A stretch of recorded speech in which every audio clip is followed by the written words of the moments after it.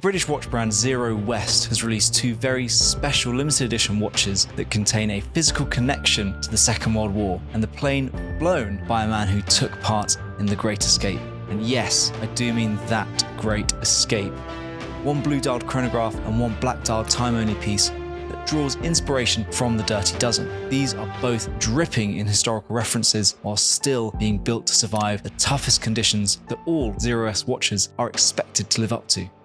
Before we dive into the details of these watches, let's take a look at the incredible story of heroism that led to them being made. This story is a slight personal one for me, as my own grandfather flew in the RAF during the Second World War, flying Dakotas that delivered troops and cargo to the most crucial areas during the war. Flight Lieutenant Alistair Sandy Gunn was a pilot in the RAF's Photographic Reconnaissance Unit, or PRU for short, and flew Spitfires armed only with camera equipment behind enemy lines to gather vital information for advancing the war effort. On the 5th of March 1942, Sandy was tasked with photographing the German battleship Tirpitz. During this mission, Sandy and his AA-810 Spitfire were shot down, forcing him to crash land in Norway. Sandy was taken into the infamous Stalag Luft 3 prison camp. It was here that Sandy took part in one of the most legendary escape attempts in history. Of the 76 who escaped, 73 were captured and 50 were executed. Sadly, Sandy was part of that 50. While his life was cut short, his story is now living on and being retold. His AA-810 Spitfire is currently under reconstruction, with Zero West sponsoring the cockpit instrumentation. Some of the aluminium alloy that formed part of the Merlin engine of Sandy's plane has been recast and made into a number of plates that sit on the side of both of these limited editions and show the individual serial number of each one. A small physical connection for those lucky 200 people able to buy one of these. But now, let's get on to the watches.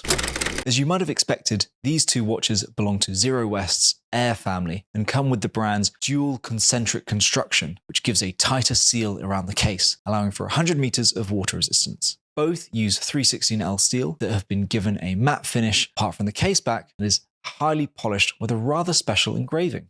Under normal light, you can see only the words Photo Reconnaissance Unit RAF WIC, 5th of March 1942, Spitfire AA-801 PR1D. However, if you shine a UV torch on it, a ring of Morse code is illuminated.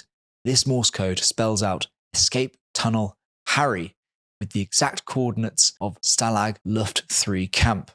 Of course, Escape Tunnel Harry was the one used in the famed escape attempt that led from Hut 104. This is where the major similarities end between these two, with a few design details that keep them visually connected. The dial of the S6E chronograph has been done in a bright blue color that has features that link it to an airspeed indicator that you would find on cockpits during the war. The luminous Arabic hour markers sit on a sculpted track that helps give this dial a lot of depth and character.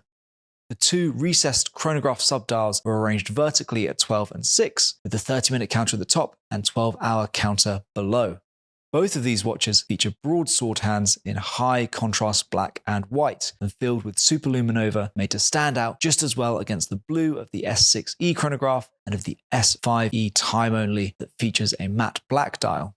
This dial is inspired by the Dirty Dozen, but it has a few tweaks that make it more practical. To start with, we have the iconic arrow at 12 that features on all Dirty Dozen watches, which help pilots orient their watch, no matter if they were in the middle of a barrel roll or not.